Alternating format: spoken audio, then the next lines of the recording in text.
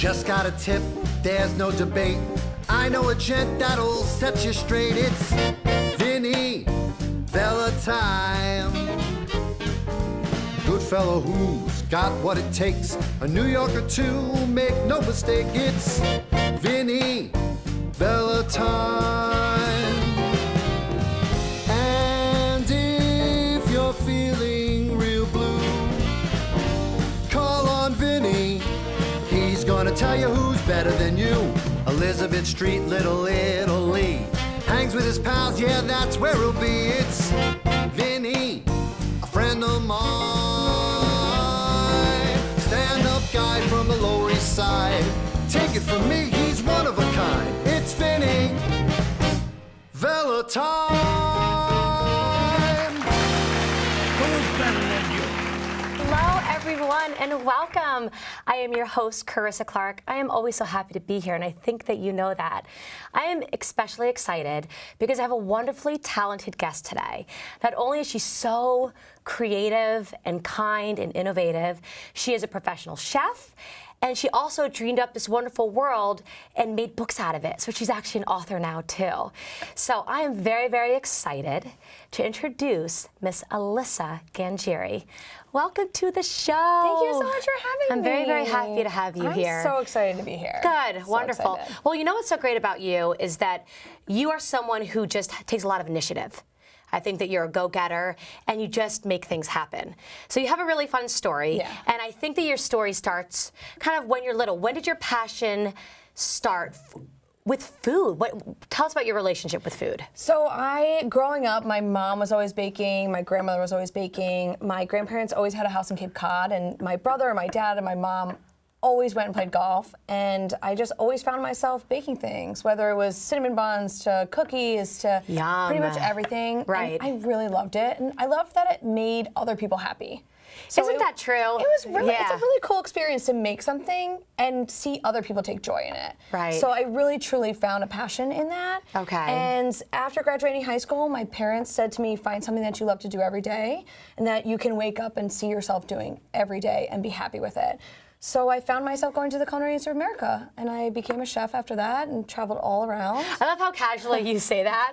Just like, I went here to this pretty amazing place. Name the type of It's school. the Culinary Institute of America, which is Okay. up in Hyde Park, New York. Okay, right. It's one of the most prestigious culinary schools in America. How do you even get into a school like that? How does it work? It was so hard. I had to do like multiple phone interviews, and when you're like 17 years old and Right. you're doing a very professional phone interview, Right. it's kind of culture shock. I mean, I definitely had my mom on the other end, like holding up signs of answers because Stop it. they would ask me questions like, "Can you please define flow?" or things like when you're 17, you don't. So they're really... asking you cooking and baking Yes. questions that you're expected to answer. Yes, and almost questions that like kind of define your like characteristics and like who you are. So at 17, you're like, I don't want to say the wrong answer. I really want to go to the school. Who even knows who they are when they're 17? I don't know, but I had no idea who I was. Thank God my mom knew who I was because Wow. she helped me out big time. So So, and wasn't it, it's something like, I'm assuming that your mom spent a lot of time in the kitchen with her mother. yes, Right? I grew up in a big Italian family, so Okay. everyone was always cooking. The kitchen was central hub for everything. Okay. So, yeah. Okay. That's amazing, though. That's Yeah. great. It was a really cool experience going to that school and really kind of building who you are as a person, not only as a chef, but really as a person, and how to treat other people and how to work with other people and kind of teamwork. And Well, that's the ultimate teamwork. That's what I'm thinking, too. I mean, there's so much teamwork in life in general. Right. So going into an industry that it's like teamwork all the time, it was a really good stepping stone for me to start there and kind of go and become a chef. And so when you're even at an institute like that, did you find yourself drawn to baking? Yes, I studied baking and pastry. So you could major either in culinary where you're learning savory, or you could do baking and pastry. Oh, I didn't even know that. Oh, I totally chose baking and pastry. I was like, Well, I want clearly, chocolate, though. I want cookies, I want cake, I want everything. Of Yeah. course. I mean, obviously. That's hysterical. Yeah.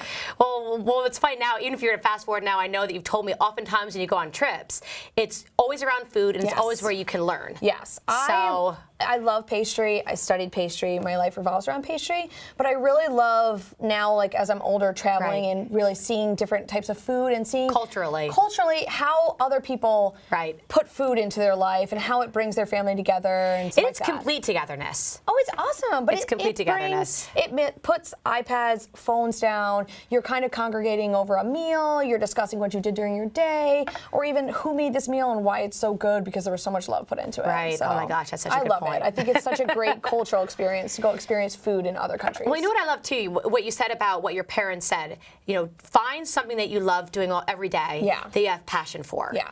And that's really heavy.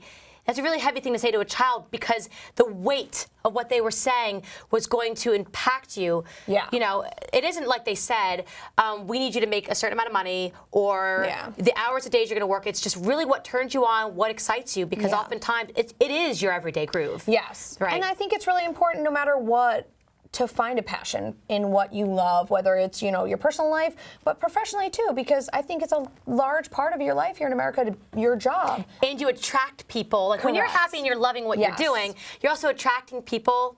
I'm a big kind of law of attraction kind of person. I do believe in that sort of thing that you do attract who you are.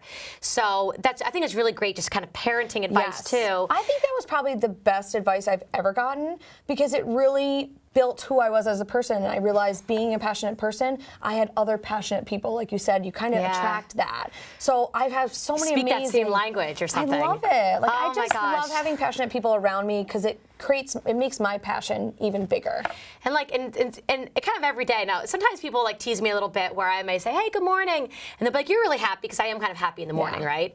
And then they'll be like, oh, you're happy. And I'm like, well, I woke up today. Yeah. And then sometimes they laugh. I go, no, really, I woke up today. I feel like it's somewhere, sometimes you have enough things happen in life where it's like, I really woke up today. I get to love my family one more day. I get to hold my family one more day. I get to talk to my friends one more day. To kind of almost have such a groundedness to understand the gravity of that. Yeah. Because things, you just can't take anything for granted. You just don't know. Well, I think things can change at any moment. Right. So being ready and okay with that is important too. But I think if you love what you do every day and you're passionate, no matter what, you're going to enjoy life. So day to day, although you have, we were going to talk about some of your other projects, I think where your passion is your foundation, right? And you're able to build upon that. Yeah. But I get a sense that when you wake up every day, it isn't like, oh God, I wish I was a nurse. Why wasn't I a nurse? Why am I not in pediatrics? Yeah. I don't get that sense from you. I get the sense more of, okay, I have the foundation of what it is that I love. Now I want to expand in that space. And I have this idea, and I have that idea, and I have that idea. Yeah. How can I make this come together? Well, I think that's the awesome part about my industry and the hospitality is that even if you get to a point where you're like, okay, I don't want to work in a kitchen anymore, or I hate restaurants, or you get to the point where you feel that, you've done it for so long and it becomes monotonous, there's so many different outlets in this industry that at any point you can make a turn. What are the outlets? I mean, someone who doesn't know. You can become an author, you can be a food writer, you can be a food stylist, you can go work for hotels, you can work for restaurants. If you're tired of back of the house, you can kind of venture into front of the house. Maybe, back of the house people, I've always been a back of the house person, but even now I'm starting to love being in the front of the house because you get to meet so many amazing people and make so many more connections than maybe you would being in the kitchen, all day or all night, something like that. And so, you also have a few things going on. So let's even talk about that. Yes. Because I know that you've done some consulting. Yes. Where I know you can be hired out and travel throughout the country, do consulting. Yeah. And so that's just your basic networking anyway. Yeah. But moreover, you have a fantastic business, a cake business. Yeah. Right? It's typically cakes. I know you make some mean cupcakes. I make some cake pops, chocolates. I have hired her. She is that's one of the ways that I know her. But really beautiful and very artful. So you are also artistic and able to put that together. Yeah. It's funny too because my mom and my grandmother are very artistic people. They paint, they draw, they sculpt. So I think that really helped me as well, like kind of transition into, I have a cake business called AllyCakes. We do all specialty cakes. I love doing cupcakes and cakes, wedding cakes, because everybody's a little different and everybody has their own theme and their own kind of spin on it. So once again, be able to create that piece of art that someone could then eat and you're seeing them in so much joy and loving that moment. So and I true. think also being a part of that person's day, whether it's their wedding or their birthday or their anniversary, you really are part of that moment. And I think that's true. super special. And I've met so many people, and so many people, I have so many thank you cards on my wall, just because it's like, I never throw them out, and I love them, and every time I look at them, they make Well, me and you so probably happy. realize too, like people don't make cakes. They can't do Yeah. what you do. Yes. And I do love cake, and I love cupcakes. And so if I have an event that I'm arriving to where I know I get to eat cake that day, because I don't eat cake day to day. I really, and so it's exciting. It's exciting. It's exciting. I'm like, I get to have cupcakes It's like today. euphoric. You know what I mean? Chocolate is euphoric. It makes people It happy. totally is. So why wouldn't I want to be my job to be the person that makes people happy? I mean, I think I that's love awesome. that. That's really smart. Cool. That's pretty genius. So thank God my parents pushed me in this direction. Right. And I also wonder too, like if your mom was kind of like, I really hope that my daughter has the same passions and interests because it's a way Yeah. that you're able to bond. Yes. Which also kind of leads us into your books a little bit. And Yeah. I'm loving the concept of your books. Mm-hmm.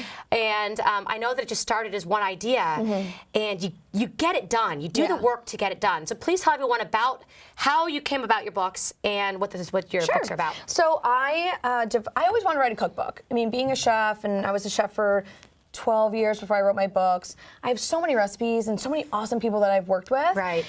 And I want to share my recipes, but I would wander around Barnes & Noble all the time, and I'd be like, okay, like, what am I going to write? Like, I have so many great recipes, but what's going to separate my cookbook from the thousands of other amazing ones? And I started realizing that there was a large lack of cookbooks for kids, or ones that really took the time to teach children the basics of baking or cooking or kitchen safety. Right. There's a lot of great books out there, but some of them I'd come across and it's like, we're going to make a sandwich and cut it out into star shapes or whatever.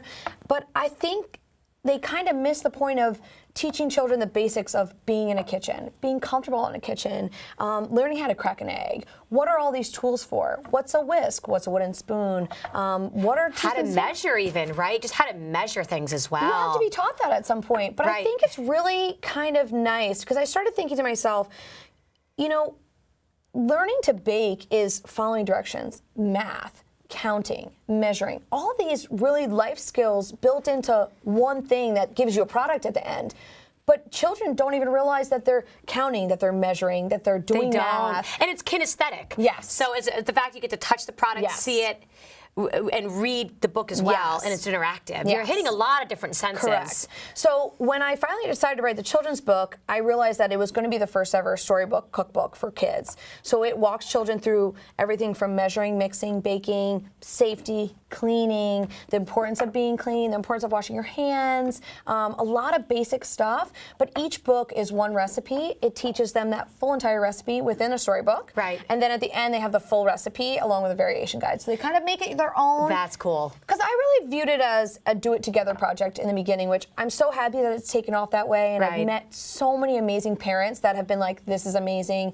We really love doing this. It's a do-it-together. It's put the iPad down, put the tablet down, whatever Turn it is. off the TV, Turn just off like- the TV and make Yeah. some really cool stuff. Because I feel like Right. baking is instant gratification. Yes, it's going to take 10, 15 minutes to bake something, but you came together as a family, you learned something new, and you get to enjoy it at the end. And they don't even know that they're learning. No, that's that's the the fun best part. way. It's like Yes. anything when you learn a song. Yes. And you have the correct information to it. Like even the ABC. It's Yeah. obviously it was a Twinkle Twinkle Little Star. Yeah. They don't realize Yeah.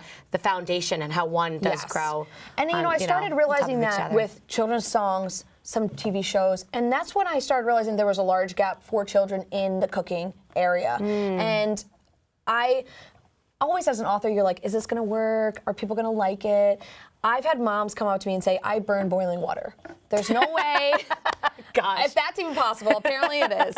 But not hating on anybody. But Right, I always right. tell moms, I've idiot-proofed the recipes. They are foolproof. You cannot screw them up. And I even say, here's my card. Email me if you have a problem, and I will be at your beck and call to help you with that recipe. I've gotten so many emails that it was like, I brought these cookies, and like everyone says they're the best cookies. I didn't burn them. They turned out great. And I'm like, see? upgraded from boiling water. Well, and the funny thing is, too, is that I think that if you have an adult that might have a little bit of fear of the kitchen, because I'm wondering if generationally it has been skipped. Now, for me personally, with my family, I remember being shooed out of the kitchen often, which is unfortunate because I was in the way. Yeah. And sometimes that happens because it's easy with children when they're under our feet. Like I have a 3-year-old, and it's amazing. Like she's under my feet. Like the room is huge, and she's right there, right? And the sensation is, get out of the way, please move, honey. You say all these nice things, get out of the way. Yeah. I need to know what I'm doing. And then you're also concerned about how hot things can be, etc. Yeah. But education is very powerful. Yes. And you have to be able to teach them about the environment. And what I learned for myself, I guess it's kind of psychosomatic a little bit, is that what a child hears is, leave me alone. They're not understanding I'm trying to protect you from a space that's hot. You're underneath my feet. I'm going to trip on you. They're hearing go away. Go away. And as opposed to come closer to me, we're going to do something really, really fun. They don't know that they're going to learn something. I know as a parent that I'm educating them. We can create something together. And it's something that could actually create a childhood of memories. And that's what you're saying that you loved about your child. Right. Let's show them the cover. Let's show them the beautiful animation. And how did you come up with the name? Who is Mimi? So grab a book. Which one do you like? So this is the newest one. This one is all about New York. Hold it up a little bit. Each one, they do a different type of baking skill. So the first one is chocolate chip cookies. They learn the basics of baking. The next one is going to be an allergy friendly. Love that. The importance of catering to allergies. The recipe itself is gluten-free, dairy-free, nut-free, egg-free. Oh my gosh. And it still tastes good. Well, that's wondering, but I know that it is because you're great. Yes. We have a holiday one, and that one does gingerbread. So they learn how to decorate cookies and stuff like that. Gingerbread. But the most recent one is the New York City one, which they learn a yeasted dough. So they learn all about yeast and how yeast is alive and it grows and stuff like that. But she comes to New York City and she goes and sees all New York City kid-friendly She's dreaming about a slice of pizza. I know, right? Like, I love it. But my illustrator, so my publisher is Mascot Books, and they sent me a couple illustrators. And they said, try not to give, you're going to pick 5 illustrators. Okay. They're going to try and find your vision. Don't tell them your vision. You're going to find one that's going to just inherently see it. Oh, wow. Because the book is, Mimi is myself. Mimi. And she bakes with her grandmother, obviously, because you know that I bake with my grandmother. Now, how did you come up with Mimi, though? Okay, so Mimi, apparently while I was younger, my family still calls me Mimi. They do? Yes, so they definitely do. But it's because apparently when I was younger, for years, all I said was me, me, me. Sounds like toddler. So the Mimi stuck. Right. And like permanently stuck. That's really cute. So yeah, but Mimi is me as a child, but she does all fun stuff. My illustrator is actually from Como, Italy. What? Yes, and we work remotely. She actually she came to New York about 2 years ago, like when I first published my first one, and we had dinner at the Boathouse in Central Park. Like, we had such a great time, but we always had email contact. Like So seeing her in person, and I will say there was so many illustrators that I looked at their drawings, and it was so hard for me to say, okay, don't make the girl with dark hair. This is what I want my grandmother to look like. Right. It was hard pulling back and not saying this is what I want, because this was my vision and I saw it for so long. She nailed it. Wow. I mean, come on. How could you not love this little girl? You know? Yes. And she's got a sparkly headband. I always have sparkly headbands on. I wore sparkly headbands too when I was little. Yeah. So that is the sweetest. It's really cool. I love the concept. And so is Mimi always cooking with her grandmother? Most of the time she's cooking with her grandmother. The New York one, she kind of leaves and goes on vacation with her family. Okay, so grandma's at home. Yeah, okay. So some of them we're doing some traveling ones where we're going to different cities and doing what that city is famous for. Oh, I love that. We're definitely going to New Orleans and doing beignets because I love beignets. Come on. And that's going to be a fried dessert. So, But I think the best part about ones like this, there's so many different things for kids to learn how to do. Okay. But like you were saying, it goes back to, normally people are like, okay, get out of the kitchen. The books really hit on the ovens are hot, the knives are sharp. These are the things that adults do. These are the things that you can do. Oh, wow. And it really, I think, is important to build a healthy relationship with a child in the kitchen. They know their boundaries. I think boundaries are really important, especially as a child. And as an adult. That's a whole other conversation. Yes. But it's true. It's an empowering child. Also, the confidence building. Yes. And I think it's confidence is so important. It's really right? giving a child a lot of opportunities to learn a lot of different things with a really fun project that you as the adult, whether it's an aunt or an uncle or a grandparent or a mom or dad or just a family friend, the fact that you can spend that time and enjoy that time with that child, learning and developing. Right. And you're even saying if it takes, I don't know, 20 minutes to put it all together and you put it in the oven, but 20 minutes is something that they can hold on to for forever. Yes. No, to never underestimate the amount of time and attention that you give them. And there is no running out of the kitchen in Mimi's books. She stays and cleans. We clean, we set up the table, we share our desserts. Come on. Because I think that's an important thing too, is that a child needs to learn, okay, I did this, I need to clean up after myself.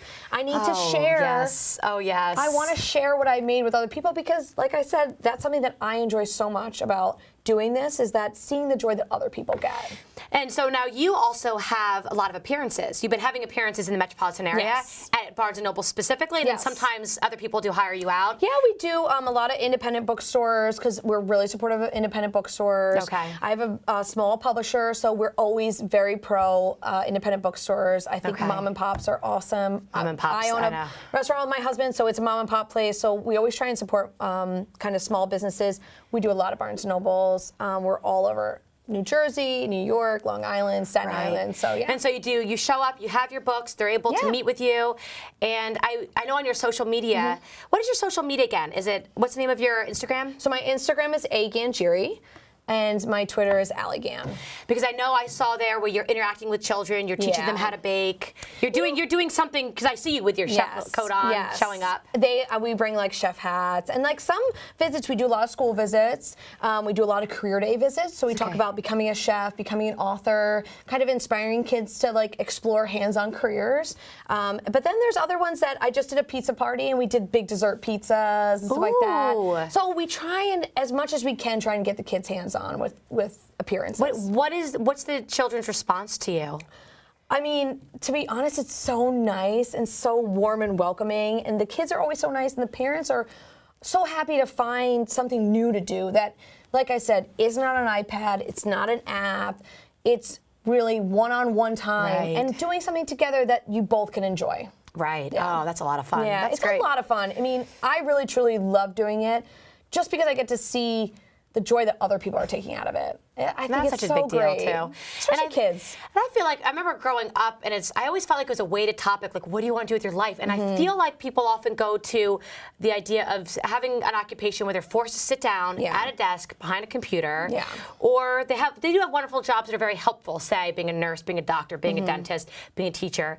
But then it's kind of like, what do I do? And particularly when you're creative, you need to be able to have an outlet to be able to braid together all of that. Yes. And so it's really important. It allows, I'm extremely lucky, it allows me a lot of creativity. And I am constantly doing different things. And I really tried to put that in the books because I think it's important to get kids to be creative and to use their mind. And it's been taken out of the schools as well, which is really scary. Yeah. So I think this is a good reintroduction for them, or at least an introduction that I find that kids get so excited when they get to meet an author, and especially when you have a signed book to you and you get to go home with that signed book and like you actually get to do that project. And I think that that's a really great thing to kind of spark their imagination and get them thinking. Because at the back of every book, which I'll show you on this one, has the full recipe that they made. Like that, but then they have they have a full. So you have your full recipe. It gives you the procedure, everything. But that's all explained in the story. But then here you'll have the variation guide. So you get to kind of mix and match. Maybe you're allergic to nuts. Maybe you don't like chocolate. There's all different things that you could do to replace. Ideas. So you can kind of make it your own family recipe. So you can go back to the book and also tweak it and make it another experience that is guided. Yes. Because repetition is important to learn anything. Correct. And what actually keeps going through my mind too, and I know I touched upon this, is just confidence in children. Yeah. And so that's what I'm picking up from what this is teaching children hands-on kinesthetic learning that is math and what did you say is math, adding, touching, adding, measuring, being familiar with the directions. kitchen, etc. Yes.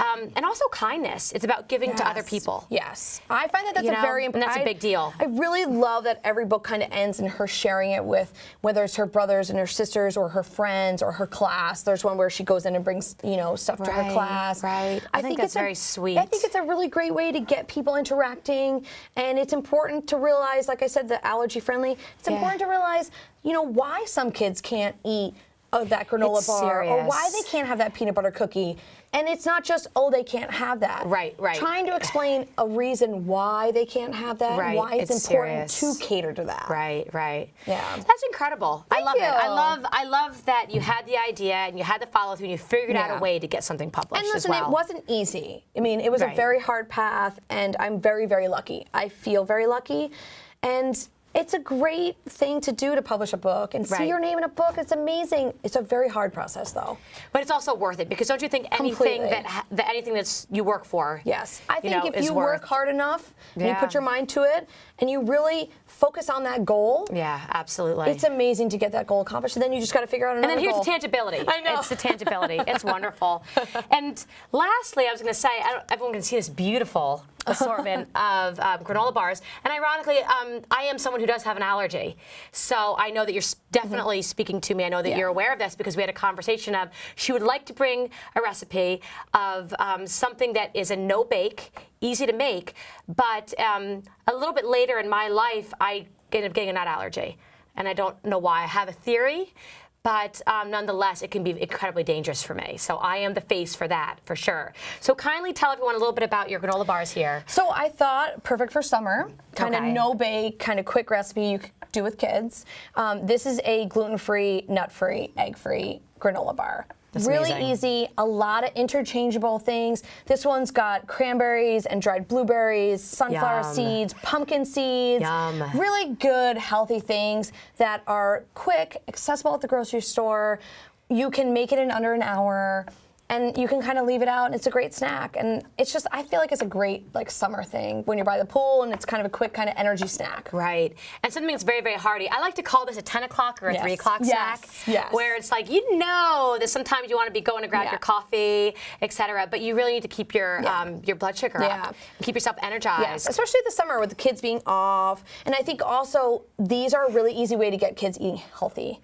It's a really sweet, fun snack, but you're also getting your fruits and your all the You know grains. what I'm realizing about you, what I'm loving, is that you're so sneaky about educating, teaching them good character and morale, building confidence, and feeding them real food. Because I think it's really important. I think it's important for children to build a healthy relationship, like I said, with the kitchen, but a much healthier relationship with food. And also energizing food, because the reality is that when you eat nutritious food, you actually have less cravings. You're not as hungry because your body is satisfied and it's fueled. Yeah, and I think brain food is really important. I think adults and kids alike need healthy brain food.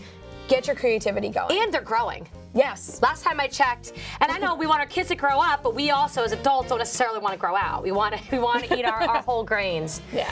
You are a lovely guest. Thank you I had so no much doubt. for You were having me. fantastic. I'm really, really proud of you. Congratulations on all your success. you. And everyone, please check her out on Instagram.